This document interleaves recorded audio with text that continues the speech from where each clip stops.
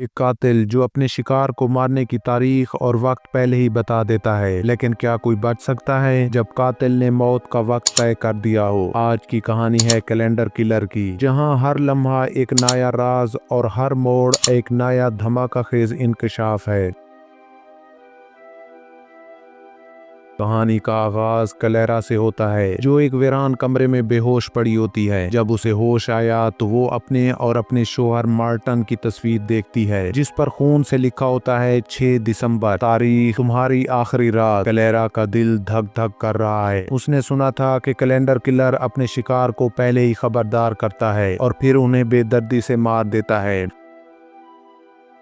شہر میں ہر طرف خوف کا عالم ہے، لوگ اپنے گھروں میں قید ہیں اور پولیس بھی بے بس نظر آ رہی ہے۔ دوسری طرف جولیس نامی ایک ہیلپ لائن ایجنٹ لوگوں کی مدد کرنے کے لیے تیار بیٹھا ہے۔ ایک رات جولیس کو ایک گھبرائی ہوئی کال موصول ہوتی ہے۔ کلیرا کہتی ہے، براہ کرم میری مدد کریں، کیلنڈر کلر آج ہمیں مار دے گا۔ جولیس اسے مشورہ دیتا ہے کہ آپ پولیس کو کال کریں۔ کلیرا کہتی ہے، میرے شوہر مارٹن میری باتوں پر یقین نہیں کرتے، وہ مجھے ہی پاگل سمجھتا ہے۔ جولیس کلیرا کو تسلی دیتا ہے اور کہتا ہے کہ وہ پرسکون رہے، لیکن اسے اندازہ نہیں کہ اس کا سامنا ایک ایسی کہانی سے ہونے والا ہے جو اس کی اپنی زندگی کو بدل کر رکھ دے گا۔ کلیرا کا ماضی دکھایا جاتا ہے، جہاں وہ اپنے شوہر مارٹن کے ساتھ رہتی ہے، جو اسے نفسیاتی طور پر تشدد کا نشانہ بناتا ہے۔ کلیرا کو ایک ذہنی بیماری ہے، جس کی وجہ سے وہ اکثر خوفناک چیزیں دیکھتی ہے، لیکن مارٹن اس کی مدد کرنے کی بجائے اسے نیچا دکھاتا ہے۔ مارٹن کہتا ہے، یہ بیماری تمہیں اور ہماری بیٹی کو برباد کر رہی ہے، تمہاری وجہ سے مجھے شرمندہ ہونا پڑتا ہے۔ کلیرا اپنی بیٹی کے لیے سب برداشت کر رہی ہے، لیکن اس کے دل میں یہ خوف بھی بڑھ رہا ہے کہ کیلنڈر کلر کی دھمکی شاید سچ ہو جائے۔ پولیس اور میڈیا میں کیلنڈر کلر کے بارے میں بات ہو رہی ہے۔ کہا جاتا ہے کہ وہ اپنے شکار کو مارنے سے پہلے ان کی موت کی تاریخ اور جگہ لکھ دیتا ہے اور پھر انہیں بے دردی سے قتل کر دیتا ہے۔ نیوز اینکر بتاتی ہے کہ کیلنڈر کلر کا ایک اور شکار، لیکن قاتل کا کوئی سراغ نہیں ملا۔ کیا یہ دہشت کبھی ختم ہو پائے گی؟ جبکہ دوسری طرف کلیرا کو لگتا ہے کہ وہ اس قاتل کا اگلا شکار ہے اور وہ اپنی بیٹی کی حفاظت کے لیے ہر حد پار کرنے کو تیار ہے۔ کلیرا جولیس سے رابطے میں رہتی ہے اور وہ اسے مشورہ دیتا ہے کہ وہ پولیس کو سب کچھ بتا دے، لیکن کلیرا کہتی ہے کہ پولیس نے پہلے بھی اس کی مدد نہیں کی اور وہ اپنی بیٹی کے لیے خود ہی کچھ کرنا چاہتی ہے۔ کلیرا کہتی ہے، میں اپنی بیٹی کے بغیر زندہ نہیں رہ سکتی۔